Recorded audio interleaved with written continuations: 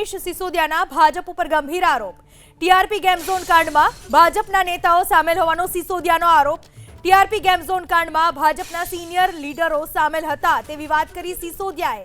ભાજપના નેતાઓ હોવાથી કોઈ કાર્યવાહી ન થઈ એવો હળહળતો આરોપ लगाव्यो मनीष सिसोदियाए। 27 लोग मारे गए राजकोट के।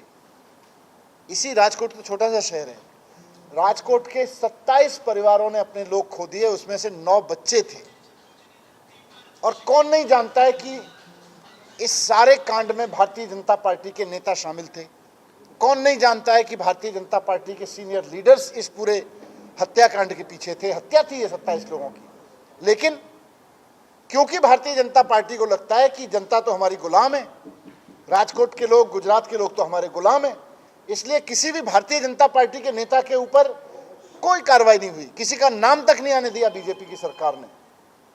एक अफसर को फंसाया, वो भी अब आप जानते हैं, मैंने मीडिया रिपोर्ट्स में देखा, क्रिमिनल केस में नहीं, इनकम टैक्स के केस में फंसाया कि उसके पास असेट्स ज्यादा थे।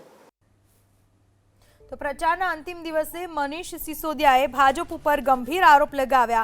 टीआरपी गेम झोन कांडमां भाजपना नेताओ सामेल होવાનો सिसोदियानो आरोप। टीआरपी गेम झोन कांडमां भाजपना सीनियर लीडर्स सामेल हता અને એટલા માટે કોઈ કાર્યવાહી નથી થઈ એવી વાત કરી એવો આરોપ લગાવ્યો મનીષ સિસોદિયાએ। સ્થાનિક સ્વરાજ્યની ચૂંટણીમાં દરેક પક્ષો એડીચોટીનું જોર લગાવી રહ્યા છે અને આવા સમયે એકબીજા પર પ્રહાર કરવાનું પણ તમામ પક્ષના નેતાઓ ચૂકતા નથી।